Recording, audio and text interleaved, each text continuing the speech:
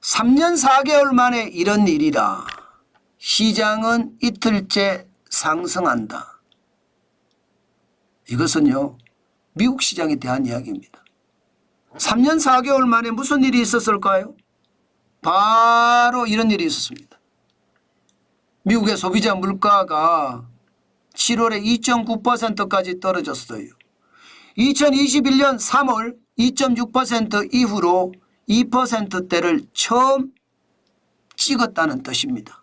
3년 4개월 만에 처음이요. 야, 이러니까 시장에서는요, 이제 인플레이션 걱정 없겠다, 이런 얘기까지 나옵니다. 심지어 말입니다, 3% 물가 붕괴됐다, 이런 표현도 나오고 있습니다. 그만큼 물가 떨어진 게 세간의 화두가 된다는 뜻입니다. 근원소비자 물가도 마찬가지입니다. 이게 핵심 물가 지수인데 7월에 3.2%예요. 예.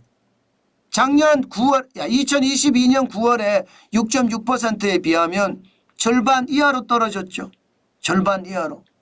그러니까 시장에는 이제 물가 잡았다의 어떤 방점이 있습니다.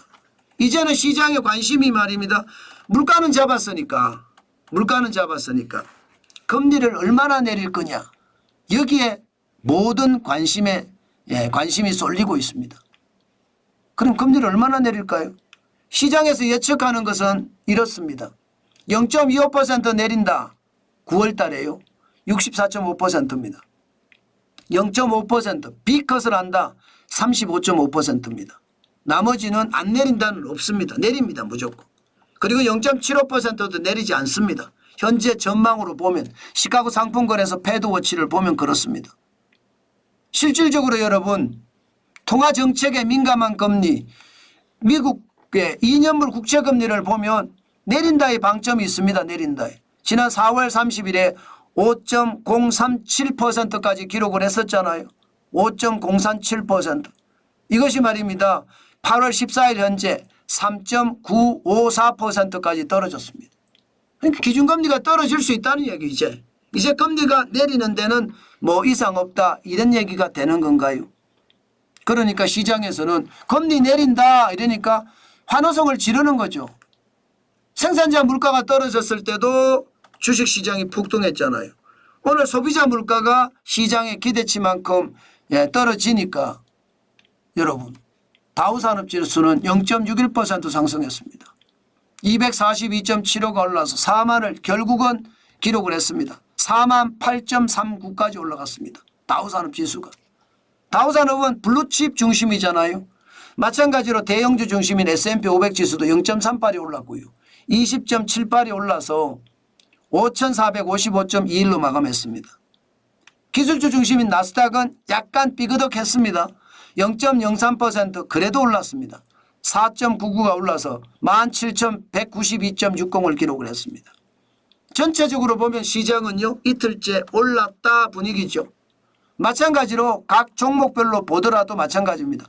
필라델피아 반도체 지수가 4,900이요. 4,900.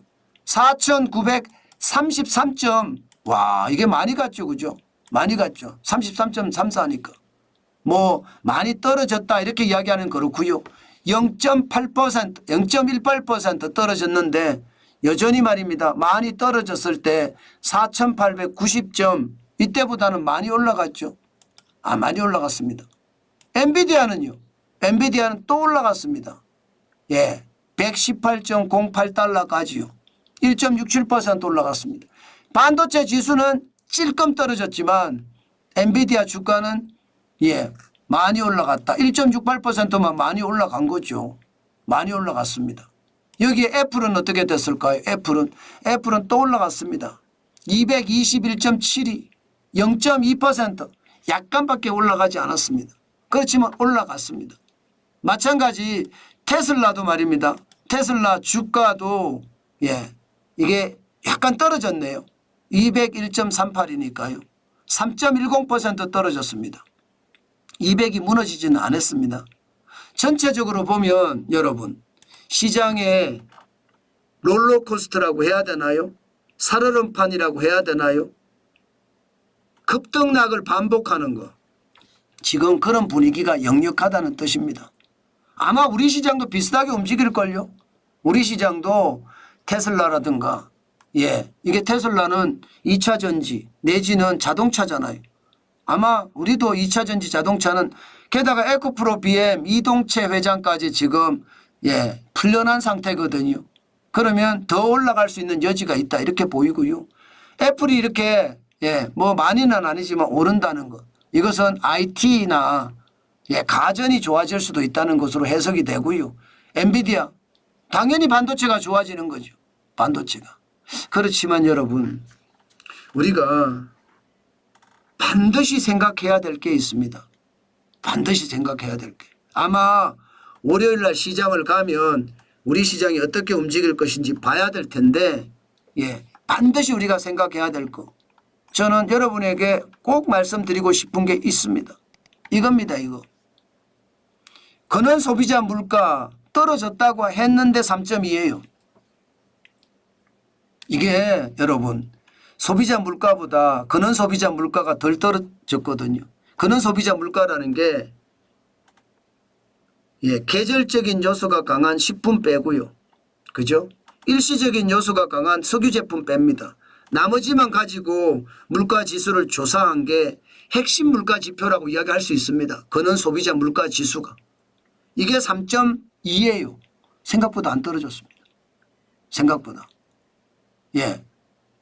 뭐 시장의 예측치는 3.3이었는데 3.2만 떨어졌다 이렇게 이야기하지만 6월에 3.2%인데 7월에도 3.2%. 이거 예상했던 것보다가 달라질 수 있고요. 제가 여러분들에게 계속 말씀드린 거 있습니다. 금리를 내렸을 때 물가가 생각보다 안 떨어진 상태에서 금리를 내리잖아요. 0.25를 내리든 0.5%를 내리든 지금 이 정도면 0.5% 내리기는 부담이 있을 겁니다.